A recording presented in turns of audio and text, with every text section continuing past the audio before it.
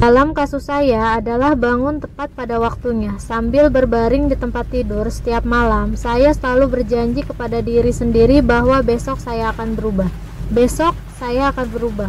Besok saya akan bangun lebih pagi. Besok saya akan bersikap lebih baik dan berusaha lebih gigih. Saya akan ke pusat kebugaran. Saya akan bersikap ramah kepada suami. Saya akan makan makanan yang sehat. Saya tidak akan banyak minum. Besok saya akan menjadi saya pada masa depan. Dan dengan visi seperti itu dalam benak saya, ditambah hati yang penuh harapan, saya memasang alarm pada pukul 6 pagi. Kemudian memejamkan mata dan lingkaran pun mulai tepat pada keesokan paginya.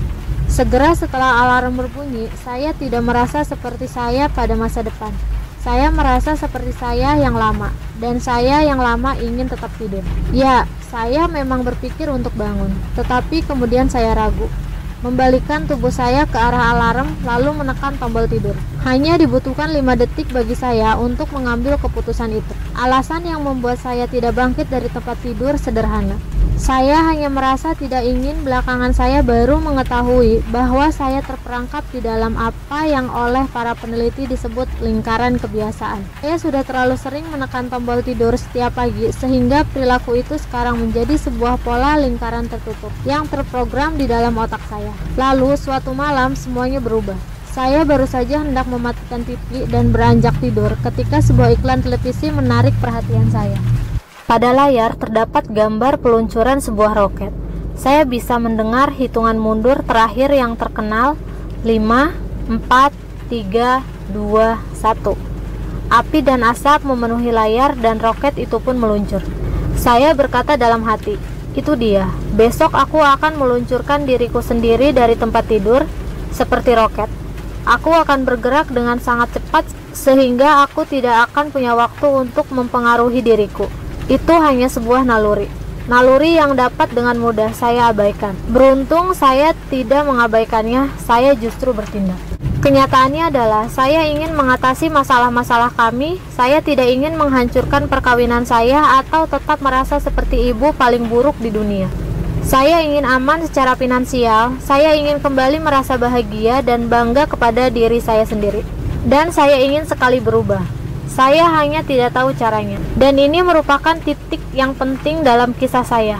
Naluri untuk meluncurkan diri sendiri dari tempat tidur adalah suara hati saya yang berbicara. Mendengarkan suara hati ini menjadi titik balik. Mengikuti petunjuk-petunjuknya benar-benar mengubah hidup. Otak Anda dan tubuh Anda mengirim sinyal untuk membangunkan dan memberi perhatian. Gagasan meluncurkan diri saya sendiri dari tempat tidur ini adalah contohnya.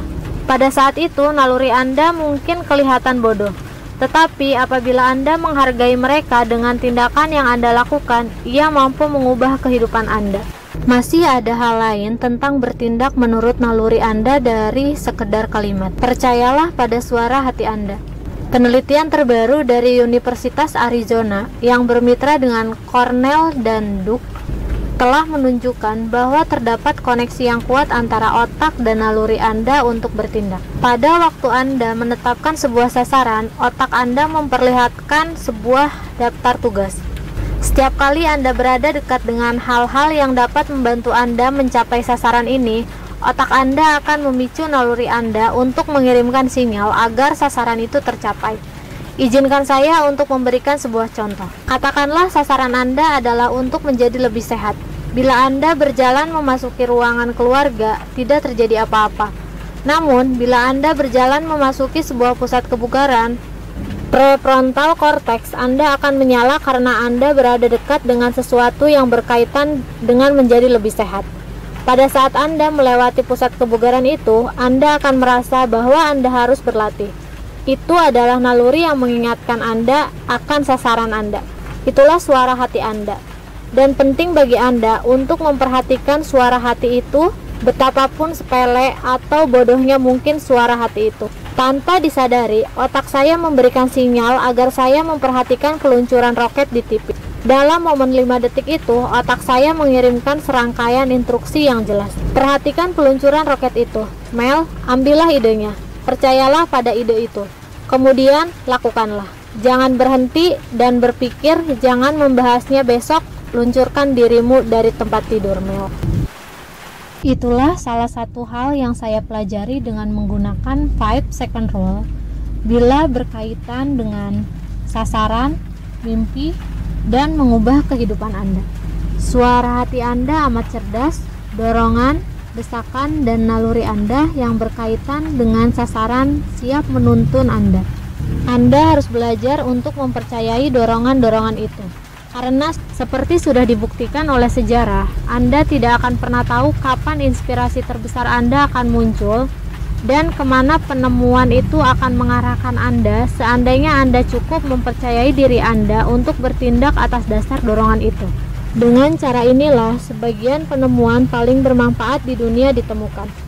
Pada 1826, John Walker menemukan korek api saat dia sedang menggunakan sebatang kayu untuk mengaduk semangkuk bahan-bahan kimia.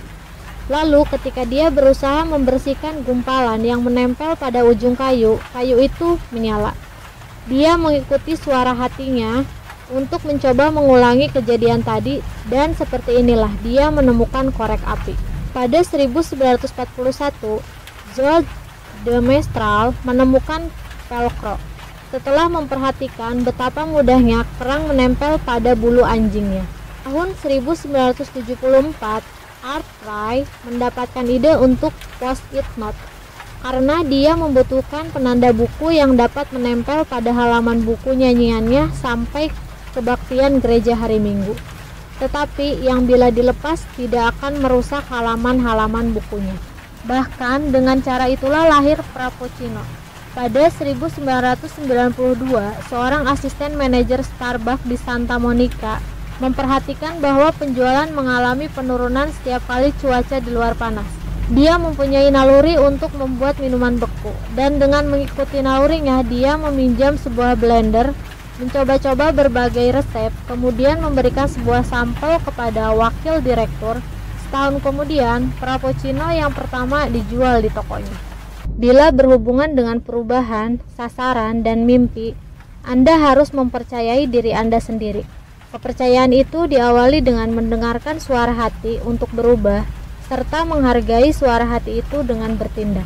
Saya merasa sangat bersyukur bahwa saya mendengarkan ide bodoh saya untuk meluncurkan diri dari tempat tidur seperti sebuah roket, karena hasilnya adalah segala sesuatu dalam kehidupan saya mengalami perubahan. Inilah yang terjadi. Keesokan paginya alarm berbunyi pada pukul 6, dan hal pertama yang saya rasakan adalah ketakutan. Keadaan saat itu gelap, cuaca dingin, saat itu musim dingin di Boston, dan saya tidak ingin bangun. Saya memikirkan tentang peluncuran roket dan serta-merta merasa ide itu bodoh. Kemudian, saya melakukan sesuatu yang tidak pernah saya lakukan sebelumnya. Saya mengabaikan perasaan saya tidak berpikir, saya melakukan apa yang harus dilakukan. Alih-alih menekan tombol tidur, saya mulai menghitung mundur. 5, 4, 3, 2, 1. Sesudah itu, saya bangkit berdiri. Tepat pada saat itulah saya menemukan hashtag 5 second rule. The 5 second rule. Begitu Anda merasakan suara hati untuk bertindak guna meraih sebuah sasaran, maka Anda harus 5, 4, 3, 2, 1 dan bergerak secara fisik atau otak Anda akan menghentikan Anda.